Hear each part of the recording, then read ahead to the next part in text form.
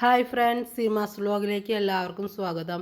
ഇന്ന് പായസം കുടിക്കാനൊരാഗ്രഹം. അപ്പോൾ ഞാൻ വിചാരിച്ചു ചോറ് പായസം വയ്ക്കാമെന്ന്. അപ്പോൾ ആദ്യം തന്നെ ഞാൻ എന്ത് ചെയ്യും, 2 കപ്പ് പാലെടുത്തുട്ടാ. ആ കപ്പ് പാലെടുത്തിട്ട് പിന്നെ 1 കപ്പ് വെള്ളം. അപ്പോൾ ആ പാലെടുത്ത ആ പാത്രം തന്നെ കഴുകി അതിൽ 1 കപ്പ് വെള്ളം കൂടി എടുത്തുട്ടാ. അങ്ങനെ മൊത്തം 3 കപ്പാണ് കേട്ടോ ഇരിക്കുന്നത്. അപ്പോൾ 2 കപ്പ് പാലും 1 കപ്പ് വെള്ളം. അപ്പോൾ അത് നമ്മളൊരു പാത്രത്തിൽ തിളയ്ക്കാനായിട്ട് സൈഡിൽ വയ്ക്കുക.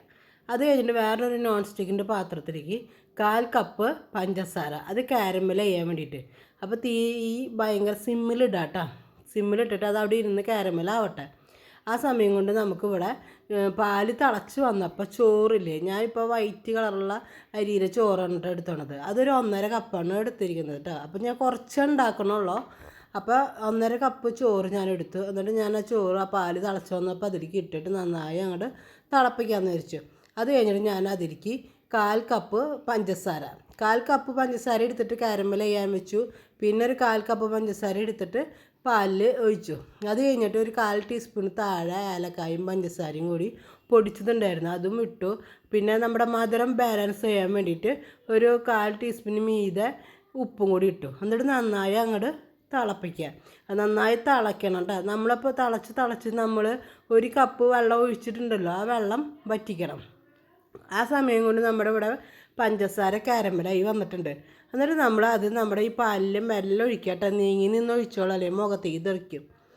അത് അങ്ങോട്ട് ഒഴിക്കുമ്പോൾ അതിലേക്ക് വന്ന് വീഴുമ്പോൾ കട്ട പിടിച്ചിട്ടാവും വന്ന് വീഴുക. അതുകൊണ്ടൊന്നും കുഴപ്പമില്ല കേട്ടോ. കാരണം എന്ന് വെച്ച് കഴിഞ്ഞാൽ നമ്മുടെ ഈ പാലും വെള്ളം നന്നായി ചൂടാകുമ്പോൾ നമ്മുടെ കാരമൽ ചെയ്തത് പെട്ടെന്ന് ഇങ്ങനെ അരിഞ്ഞ് വരും കേട്ടോ. അപ്പോൾ നമ്മൾ നന്നായി ഈ അടുപ്പുമ്പോൾ നിന്നിട്ട് ഫുള്ളിൽ തന്നെ ഇട്ടിട്ട് നന്നായി തിളപ്പിച്ചിട്ട് നമ്മൾ മൊത്തം 3 കപ്പല്ലേ പാലും വെള്ളമൊക്കെ ആയിട്ട് ഒഴിച്ചത്, അതൊരു 1.5 കപ്പ് വരെ ആവണ രീതിയിൽ തിളപ്പിക്കുക.